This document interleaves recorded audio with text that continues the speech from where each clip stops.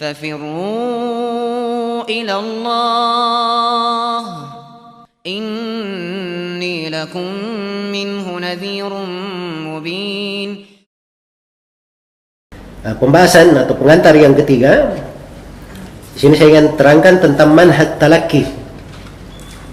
Ya, metodologi menerima ilmu, membangun dasar ilmu di kalangan orang tasawuf. Ini harus diluruskan di sini. Kalau ingin meluruskan orang sufi, mulainya dari sini. Mulainya dari sini. Diluruskan dulu metodologi dia talaqi agama itu dari mana. Ya, karena ini inti yang membedakan antara orang yang mengikuti kebenaran, mengikuti jalan Nabi dan para sahabat, dengan orang yang masuk di dalam tasawuf. Ini yang membedakannya. Kalau dia tidak berhenti di sini, maka sulit menegurnya. Sulit menegurnya. Iya. Nah, itu saya ingat ya, saya pernah di musim haji. Ya, Masya Allah, saya ketemu jemaah haji Indonesia. Ya. Waktu itu saya hajinya dari Yaman tahun 98. Bapak dari Indonesia ini, dia tinggalnya di salah satu wilayah di Jawa Barat. Jadi dia dari tadi itu dikirnya gerak semua badannya, kanan kiri ke depan, terus kencang sekali. Ya. Ya. Orang-orang berlalu semuanya memperhatikan dia. Ya, waktu itu memang lagi menunggu waktu sholat, masih ada waktu. Saya dekati bapak ini, saya ajak cerita bagaimana kabarnya dan seterusnya. Ya, akhirnya saya tanya, bapak tadi saya perhatikan kok cara berzikirnya begini. Ya, orang-orang yang saya perhatikan heran melihat bapak, termasuk saya juga heran sebenarnya melihat bapak. Ya, kalau bisa saya tahu apa dalilnya. Kita bicara masalah dalil. Akhirnya dia cerita bahwa gurunya seperti itu. Gurunya. Terus dalil guru bapak apa? Ya saya nggak tahu. Yang penting guru saya itu orang berilmu. Pasti dia punya dalil. Baik. Begini saja Pak. Kira-kira dalilnya guru bapak itu juga saya tahu sebenarnya. Ada hadits mereka pakai. Biasanya mereka pakai hadits ini. Haditsnya itu berbunyi apa? Udhkurullah hatta yuqal innaka majnun. Artinya berzikirlah engkau kepada Allah sampai dikatakan kamu itu orang gila. Nah, itu dalil yang dipakai. Tapi Bapak perlu ketahui bahwa hadits ini saya terangkan ya, karena biasanya hadits-hadits yang seperti ini saya hafal. Untuk apa? Kalau ada yang tanya, saya tahu sisi kelemahannya di mana, saya bisa terangkan. Jadi saya bilang hadits ini itu dari jalur seorang rawi yang bernama Darraj, meriwayatkan dari Abu Samah Haytham dari Abu Sa'id Al-Khudri. Ini Darraj ini lemah haditsnya. Kalau dia meriwayatkan dari Abu Samah, lebih lemah lagi, haditsnya mungkar. Maka ini dalam sisi riwayat disebut sebagai hadits yang mungkar. Ya, tidak diterima. Oh enggak, kata mungkin ada hadits lain dipegang oleh guru saya. Ya. Akhirnya begini saya, siapa yang lebih berilmu, guru bapak atau Imam Syafi'i? Oh, dia nggak berani bilang gurunya lebih berilmu. Dia bilang Imam Syafi'i pasti lebih berilmu. Baik, Imam Syafi'i berkata, ya, apa namanya? Jangan kamu ambil dari apabila sahih sunnah itu telah sahih, ya, hadits telah sahih, maka itu adalah madhabku. Tinggalkan ucapanku. Ya. Imam Syafi'i tidak mendidik orang mengikuti ucapannya, ikut dalil. Saya bawakan ucapan Imam Ahmad, jangan kamu ambil dari ucapanku, dari Syafi'i, ambil dari mana kami mengambil. Ya, beberapa ucapan para ulama. Ya ujung-ujungnya yang penting guru saya itu, ya, dia juga insya Allah tahu. Ya, jadi akhirnya ini kondisinya memang agak ribet karena metode talakinya yang keliru. Iya, dia memahami bahwa ilmu itu diambil dari mana? Dari guru. Dalil itu bisa menjadi pudar. Al-Quran dan Sunnah itu pudar. Yang penting guru dulu. Iya. Baik. Jadi di sini dari pokok rujukan-rujukannya orang sufi. Kalau kita di ahli sunnah, sumber pengambilan ilmu itu Al-Quran, Sunnah Rasulullah SAW, ijma dan apa? Dan qiyas. Ada 4. Iya. Dan ini semuanya dibangun di atas pemahaman para salaf. Sebagaimana kita akan kasih pengantar khusus di dalam hal ini. Sebab ini diantara poin penting untuk mengenal tasawuf, bagaimana mereka jauh dari jalannya para salaf. Baik. Jadi itu dalilnya ahli sunnah. Kembali kepada Al-Quran, as-sunnah, ijma' dan apa? Qiyas. Kalau mereka ini bukan utama. Yang utama itu di tengah mereka ada beberapa hal yang mereka pakai. Iya. Ada yang namanya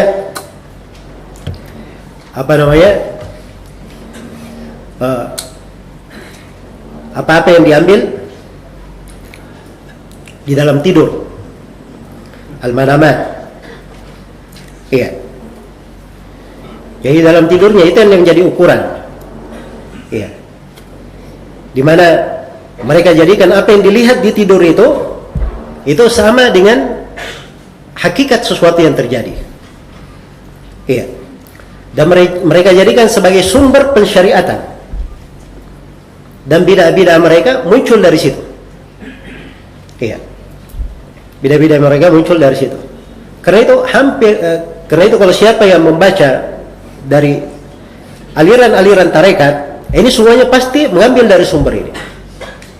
Iya. Saya melihat guruku bermimpi melihat si fulan, guruku melihat ini, dan seterusnya. Itu dijadikan sebagai apa? Sumber pengambilan ilmu mereka. Iya, dan dimaklumi bahwa ini adalah hal yang lemah. Ya. Kita semuanya tahu bahwa apa yang dilihat di dalam tidur itu tidak semuanya benar. Ya. Pada tidur itu ada 3 ya, ada mimpi benar, ada datanya dari syaitan, dan ada was-was diri sendiri. Ya. Yang benar saja itu tidak bisa menjadi tumpuan hukum. Karena itu Imam Nawawi rahimahullahu taala menegaskan, inna ar-ra'i wa in kanat ru'yaku haqqan lakin la yajuzu itsbatu hukmin syar'iyyin bima jaa fiha. Sungguhnya orang yang bermimpi, walaupun mimpinya itu benar, tidak boleh dia menetapkan hukum syar'i dengan apa yang datang pada mimpinya. Tidak boleh. Hukum syar'i sudah jelas. Iya. Baik. Karena itu ini masalah pokok yang menjadi sumber talaki mereka, dasar mereka. Kemudian yang kedua ada namanya al-kashf. Ini dari sumber talaki mereka juga. Al-kashf ini dia menganggap dirinya itu melihat sesuatu yang berada di belakang hijab. Iya. Dia melihat makna-makna gaibiyah. Melihat mana-mana gaibiyah. Ini yang disebut dengan al-kashf. Ya. Al-kashf ini. Ini yang membuat mereka zuhud terhadap apa? Ilmu syariat. Ya, karena itu mereka hanya berpikir bagaimana kamu melakukan wirid ini, dzikir ini, begini supaya tersingkap mukasyafah, dia bisa melihat. Iya. Nah, ini biasanya pintu dia dimasuki oleh syaitan. Ketika datang orang seperti ini, syaitan memanfaatkannya dengan sangat apa? Sangat bagus. Ya, karena itu subhanallah ya, adalah seorang ulama terkenal di masa yang telah lalu, Syekh Taqiyuddin Al-Hilali Al-Maghribi. Ini beliau puluhan tahun di tarekat Tijaniyah. Puluhan tahun sebelum dia tobat. Iya. Itu dia pernah cerita di satu malam dia ketika sudah semakin tekun tasawufnya, dia sholat malam. Ya. Dia hafal Quran dari umur 12 tahun, hafal Quran. Dari umur 12 tahun. Tiba-tiba datang cahaya besar gitu. Ya, dia sedang sholat ya. Kemudian dari cahaya ini keluar seseorang. Orang ini ikut sholat bersama dia.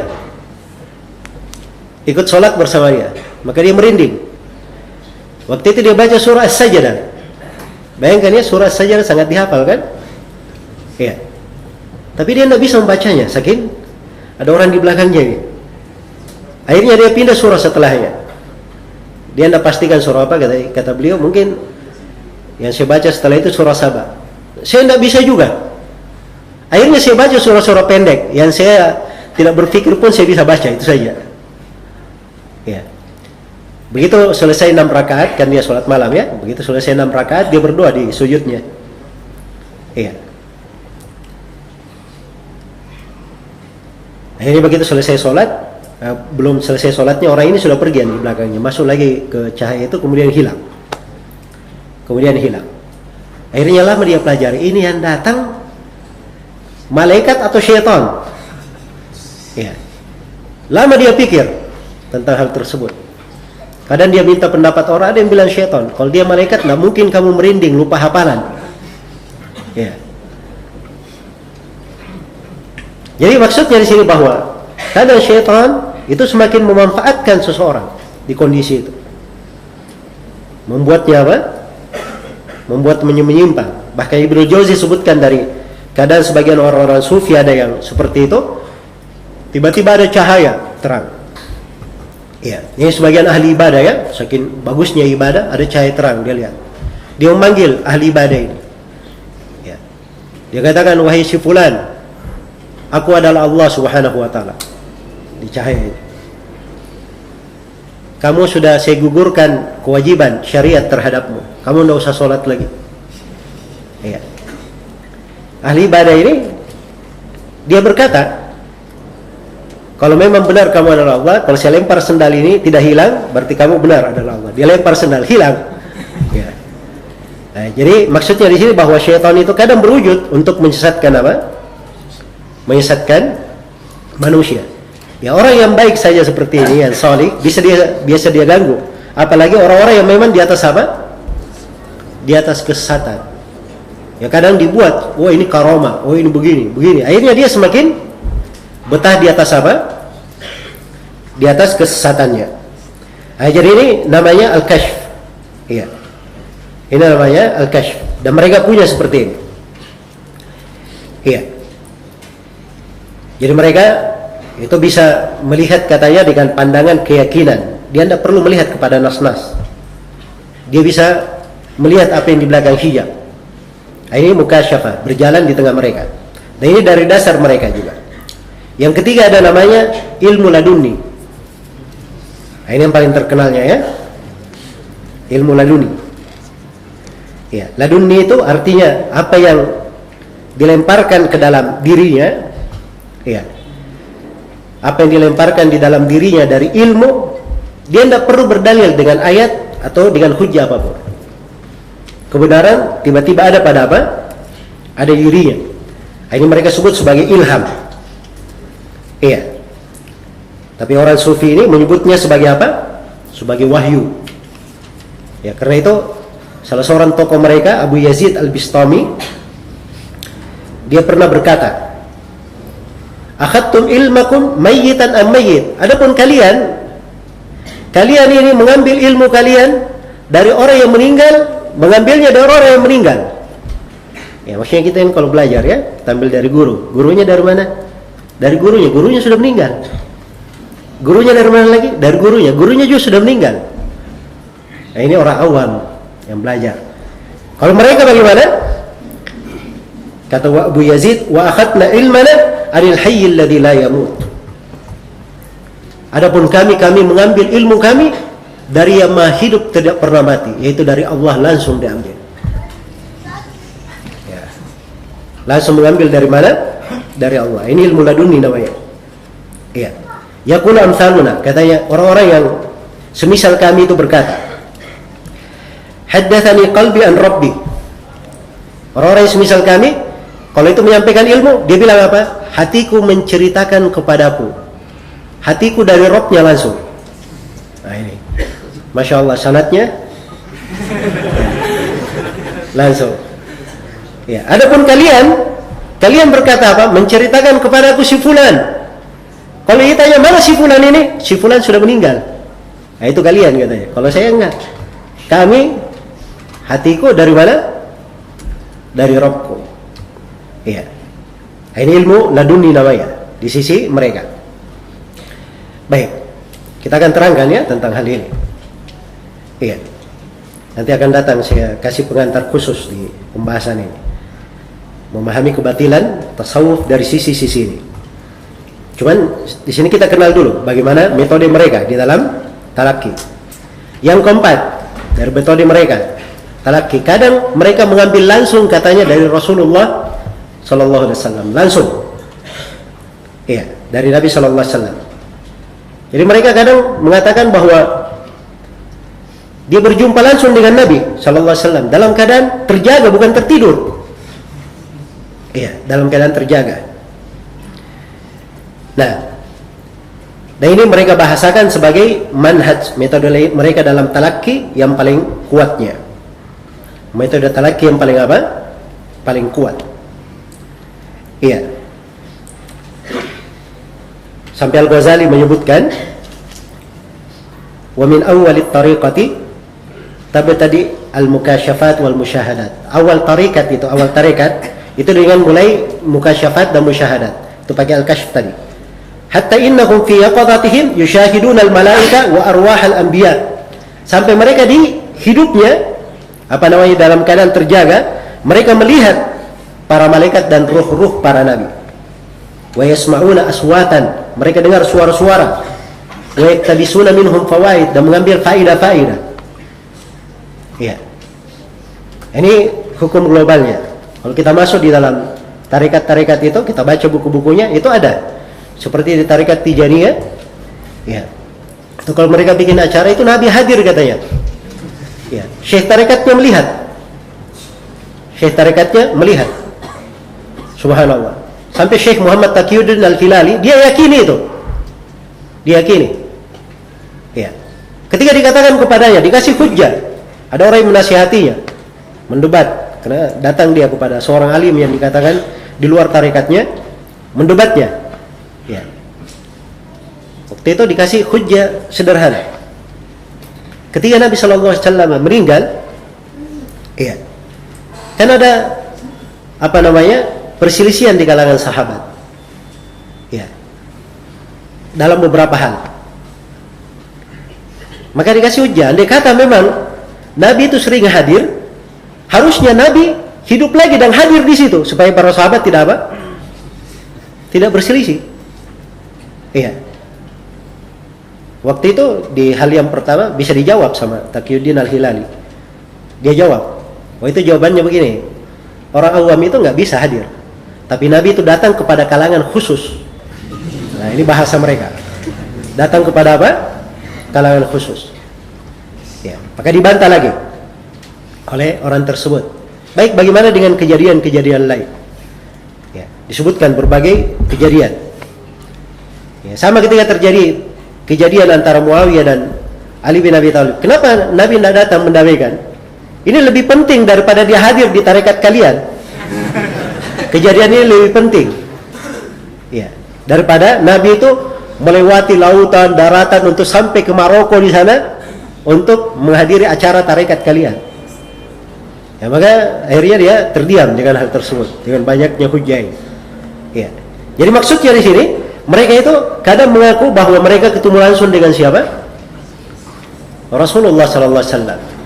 Ya, karena itu di acara-acara yang mereka bikin, itu mereka menganggap pada maulid yang misalnya mereka buat, itu Nabi hadir di tengah mereka. Nabi hadir di tengah mereka. Baik. Kemudian di antara sumber talaki mereka, dan ini yang kelima, itu kembali kepada ucapan dan perbuatan masyaikh mereka, syekh-syekh dan siapa yang disebut sebagai kutub-kutub mereka. Ya. Ini ada orang-orang sufi itu, banyak dari hujjah-hujjah mereka itu diambil dari syekhnya. Siapa yang merupakan syekh tarekat mereka atau yang dikatakan sebagai kutub, sebagai badan, ya, dan seterusnya dari istilah-istilah mereka. Maka mereka berhujjah dengan hal tersebut. Kalau disampaikan dalil dari Al-Quran dan Sunnah, ya kadang tidak dia pandang. Dia melihat kepada ucapan apa? Ucapan syekhnya. Ya, dia melihat kepada ucapan syekhnya.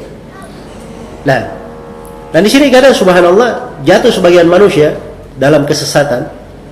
Ya, Allah membuat mereka semakin jatuh dalam kesesatan. Itu istidraj namanya. Dijadikan pada orang ini sebagian kejadian, disangkanya benar jalannya, membuat pengikutnya apa? Pengikutnya tertipu. Iya. Membuat pengikutnya tertipu. Maka ini sumber talaki mereka.